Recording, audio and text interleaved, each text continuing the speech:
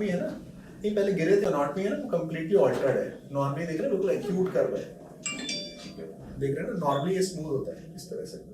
तो जो ऑलरेडी पुराना फ्रैक्चर हो रखा है जो फील हुआ है और उसकी वजह से ये पेन आ रहा है, ठीक है। तो दूसरा ऑप्शन हमारे पास यही है कि हम इसमें इंजेक्शन सुई से हम बेसिकली इसमें एक इंजेक्शन रहता है लिग्नोकेन का, उसको ब्लॉक करके ये जो प्रोसीजर रहता है ऑलरेडी मतलब काइंड ऑफ टेम्परेरी है, ठीक है। जो हमें पेन साइकिल है वो ब्रेक करने के लिए होता है।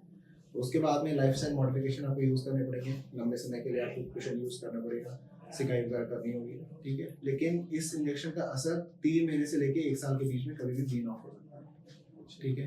दोबारा होने के चांसेस हो सकते हैं। हाँ,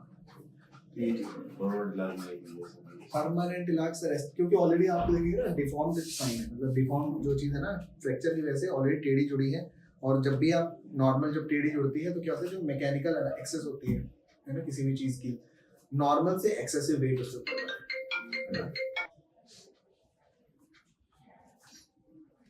सिर्फ बात कंटिन्यू करिए, ठीक है।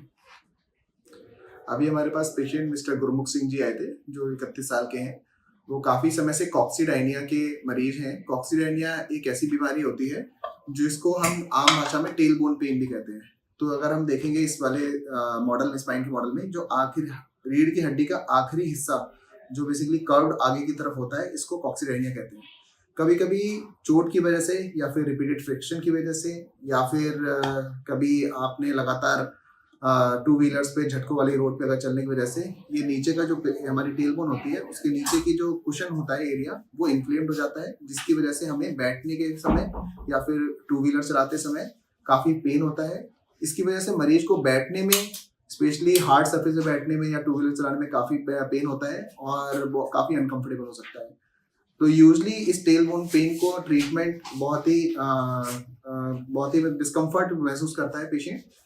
और इसके ट्रीटमेंट में हम लोग पेशेंट्स को basically sitz bath, pelvic floor strengthening exercises और सम एनसेट्स के साथ में इसको ट्रीटमेंट कुशन दिया जाता है। साथ में पेशेंट को एडवाइस करते हैं कि वो सॉफ्ट कुशन का इस्तेमाल करें या फिर एक स्पेशलाइज्ड कॉक्सीजल कुशन आता है जिसको वो अपने बैठते समय यूज करें। अमूमन ऐसे पेशेंट्स को हम लंबे समय के लिए बैठने के लिए मना करते हैं या फिर हार्ड सरफेस पे या 2 व्हीलर चलाने के लिए मना किया जाता है। यूजली 70 से 80% पेशेंट्स में लाइफस्टाइल मॉडिफिकेशन और कुशन के इस्तेमाल के साथ में काफ़ी हद तक आराम मिल सकता है। लेकिन रिफ्रैक्टरी केसेस जिनमें इन सब मेजर्स के बाद में भी कोई आराम नहीं आता है, तो उनके लिए हम लोग एक गैंग्लियन इम्पायर ब्लॉक, जिसमें टेल बोन के आसपास की जो नर्व एंडिंग्स होती हैं उनको हम ब्लॉक कर सकते हैं, जिसके द्वारा इस दर्द को कम किया जा सकता है।